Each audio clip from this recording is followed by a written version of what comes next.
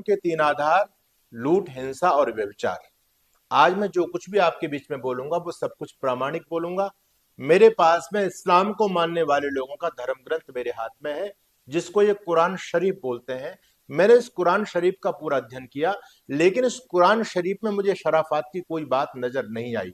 इसमें आगजनी, लूटपाट, व्यभिचार और हिंसा की बातों से ये कुरान पूरी तरह से भरी हुई है। अगर आपको मेरी बातों पर विश्वास ना हो तो आप वर्तमान में बांग्लादेश के घटनाक्रम को देख सकते हैं, या दुनिया में जहां जहां इस्लाम को मानने वाले लोग रह रहे हैं वहां वहां आप देख सकते हैं कि इस विचारधारा को मानने वाले लोगों ने क्या वहां पर शांति स्थापित की है।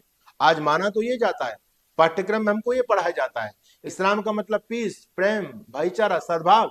लेकिन ये बताओ कि सद्भाव है कहाँ, जहां इस्लाम को मानने वाले लोग भी बहुत बड़ी संख्या में रह रहे हैं, वहीं पर प्रेम नहीं है। तो ये भारत में कैसे प्रेम का व्यवहार कर सकते हैं। बंधुओं, आज बांग्लादेश में जो कुछ भी हो रहा है उसके लिए मानवता शर्मसार है, मानवता का दम घोटा जा रहा है। अभी कुछ समय पहले एक मुझे सज्जन मिले और उन्होंने मेरे से कहा कि स्वामी जी, आप हिंदू और मुस्लिम की बात करते हैं, आप आपस में विद्वेष की बात करते हैं, आप झगड़े की बात कराना चाहते हैं। इस समय हमको सभी को प्रेम और भाईचारे से रहना चाहिए। आप जो हिंदू मुस्लिम की बात करते हैं, ऐसा वास्तव में नहीं है। मैं बांग्लादेश में रहता हूं, मेरा वहां कारोबार है, व्यापार है, वहां हिंदू मुस्लिम में कोई ऐसी बात नहीं जैसी आप करते हैं। लगभग 2.5-3 महीने पहले ही मेरी उस महानुभाव से बात हो रही थी। मैंने उसको समझाने का बहुत प्रयास किया, उसकी आंखों से प्रेम और भाईचारे का चश्मा उतरवाने का काम किया, लेकिन शायद उसका चश्मा नहीं उतरा। लेकिन अब उसने जब ये घटनाक्रम देखा, जब उसकी दुकान आदि लुटी होंगी और घर टूटे होंगे, तो शायद उस व्यक्ति का अब प्रेम और भाईचारे का चश्मा उतर गया होगा। हिंदू इस समय बहुत संकट के दौर पर गुजर रहा है। एक एक हिंदू को टारगेट करके समाप्त करना, और न केवल हिंदू को ही समाप्त करना, दुनिया से हर काफिर को मिटाना, ये इस्लाम को मानने वाले लोगों का धर्म है। ये बात इनका ये धर्म ग्रंथ कुरान कहता है कि इस धरती पर एक भी काफिर जिंदा नहीं रहना चाहिए। काफिर का मतलब आप जानते हैं? काफिर का मतलब होता है जो इस कुरान पर विश्वास ना रखे, जो उस पर ईमान ना लाए, जो मोहम्मद को ना माने, जो अल्लाह को ना माने, वो काफिर होता है। और हिंदू समाज कुरान को नहीं मानता, हमारा धर्म ग्रंथ दूसरा है। क्रिश्चियन लोग नहीं मानते, जैन नहीं मानते, बौद्ध नहीं मानते, सिख नहीं मानते। तो इसका मतलब ये सभी काफिर हैं, और एक भी काफिर को धरती पर जिंदा नहीं रहना चाहिए, ये इनका धर्म ग्रंथ कहता है, और उसको लेकर के ये लोग काम कर रहे हैं। तो बंधुओं, ये जो बांग्लादेश का घटनाक्रम है, ये तो पूरे देश और दुनिया में घटित हुआ है। आपने स्वीडन में देखा, आपने इंग्लैंड में देखा, आपने उन देशों में भी देखा जहां क्रिश्चियनिटी को मानने वाले लोग रह रहे हैं। यानी जहां जहां ये मुसलमान विचारधारा को मानने वाले लोग पहुंचे हैं, वहां वहां मानवता का दम घोटा गया है, वहां मानवता मरी है, दानवता बड़ी है। आज बांग्लादेश में हो रहा है। मैं इस बात को बहुत प्रमाणों के साथ में कहना चाहता हूं कि आज आज जो आप बांग्लादेश में देख रहे हैं, ये लगभग 30 साल के बाद में आपको भारत में भी देखने को मिलेगा, यदि आप लोग सतर्क सावधान नहीं हुए तो।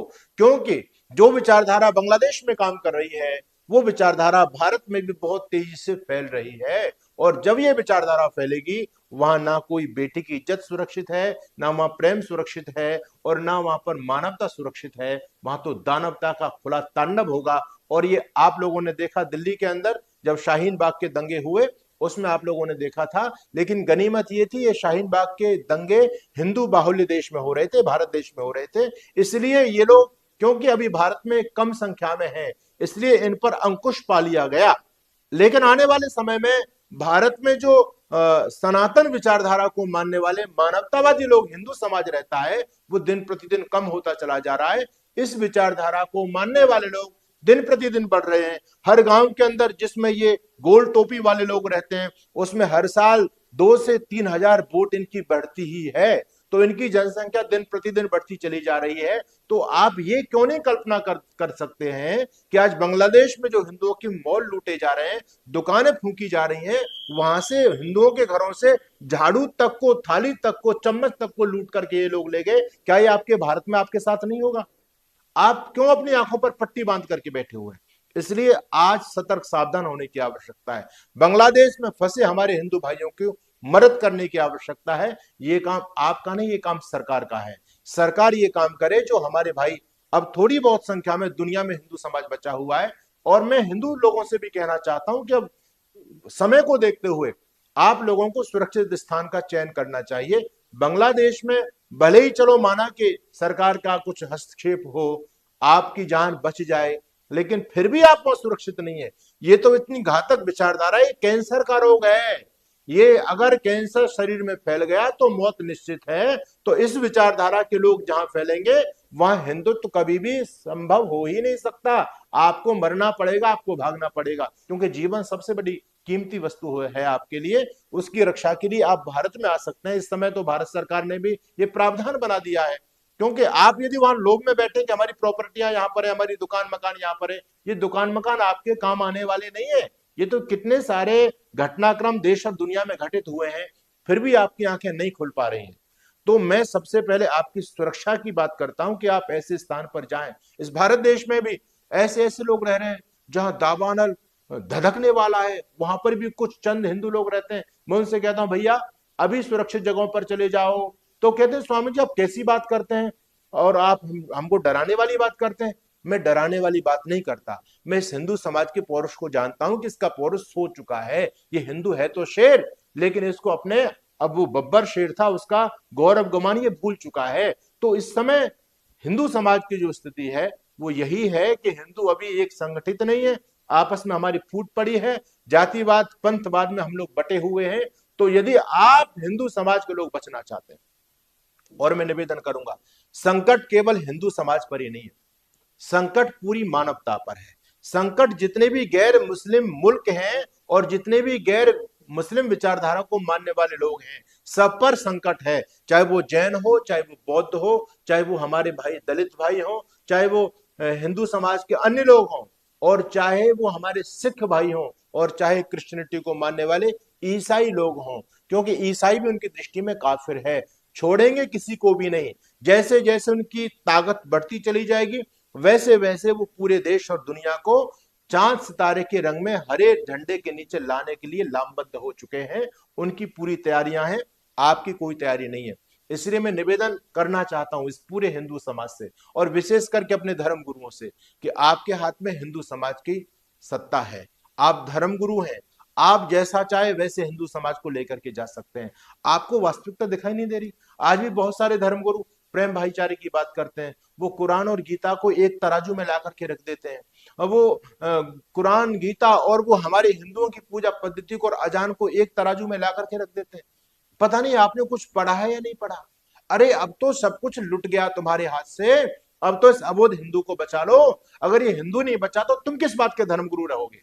सोचने वाली बात है। इसलिए वर्तमान समय को देख करके, हिंदुओं पर आने वाले संकट को देख करके, आज भी जो धर्मगुरु प्रेम भाईचारे सद्भाव की बात करता है, मैं तो कहता हूं कि अब हिंदू प्रबोधन सत्र पूरी दुनिया में होने चाहिए। इस हिंदू के पौरुष को जगाया जाए, इनको वो अतीत अपना बताया जाए कि तुम कौन थे और आज क्या हो चुके हो, और आज भी नहीं जागे तो आने वाले समय में क्या होने वाला है तुम्हारे साथ में।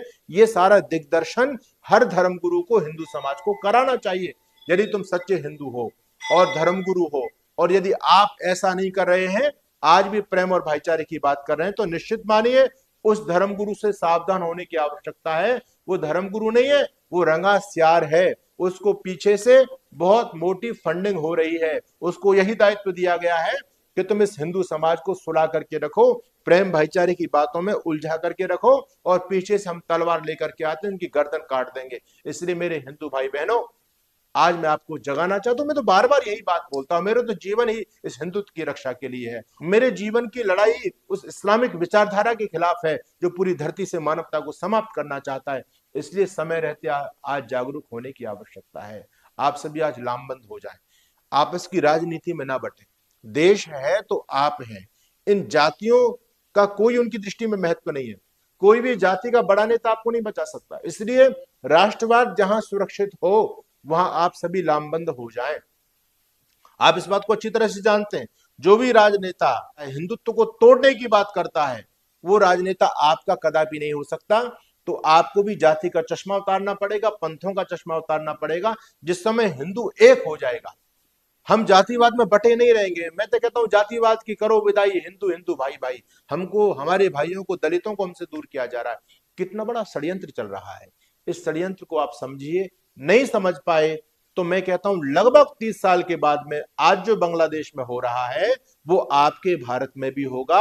आपके घरों से आपकी बहन बेटियों को खींचा जाएगा, उनकी इज्जत तार तार की जाएगी, आपके संपत्ति का एक एक पैसा आपसे छीना जाएगा, और फिर आपकी बहन बेटियां जब उनकी इज्जत लूटी जाएगी तब आपसे प्रश्न करेंगे और आपसे पूछेंगे कि मेरे दादा, मेरे पिता, ये बताओ कि तुमने हमको किन जल्लादों के हाथ में सौंप दिया। अरे तुम हमारी रक्षा नहीं कर सकते थे तो तुमने हमको जन्म क्यों दिया? तुम अपने बच्चों को क्या सौंप करके जाना चाहते हो? कल्पना करो आज के 20 साल 30 साल का बाद का भारत क्या होने वाला है। एक तरफ गजबाए हिंद की इस देश में तैयारियां चल रही हैं, एक तरफ सर तन से जुदा के नारे इस देश में चल रहे हैं, इस देश को अनेक प्रकार के टुकड़ों में बांटने की योजनाएं चल रही हैं, अनेक प्रकार की अधार्मिक और राक्षसी प्रवृत्तियां इस देश में सक्रिय हो रही हैं। आजकल ऐसे भी लोग संसद तक पहुंच चुके हैं, संसद की चौखट में प्रवेश कर चुके हैं, जिन पर राष्ट्रद्रोह का केस और मुकदमा लगा हुआ है। जब राष्ट्रद्रोही लोग, हिंदुत्व द्रोही लोग जब संसद में पहुंचेंगे, सांसद बन के पहुंचेंगे, उनके हाथ में पावर होगी, तो आपका क्या देश सुरक्षित रह सकता है? कहने को बहुत कुछ है। इस संकट की घड़ी में हम सभी सनातनी अपने उन भाइयों के साथ हैं। सरकार को इस पर बहुत ही कठोर निर्णय से काम करना चाहिए और अपने हिंदू भाइयों की वहां रक्षा करनी चाहिए बांग्लादेश के अंदर तन मन धन से। और सभी लोगों को, अभी तो सभी ने सरकार के साथ रहने की घोषणा की, सभी विपक्षी दलों ने, और जो ऐसी संकट की घड़ी में राजनीति करेगा और जो सरकार का साथ न दे, ऐसे लोगों से सावधान रहना भी बहुत जरूरी है। क्योंकि आज इस देश में जयचंद बहुत बड़ी संख्या में है, उनको वो दूसरे लोग दिखाई दे रहे हैं, हिंदू लोग उनको दिखाई नहीं दे रहे। हिंदुओं की पीड़ा से उनके कानों में कुछ फर्क नहीं पड़ता, उन लोगों का ख्याल उनको रखना है। तो ऐसे जयचंद राजनेताओं से भी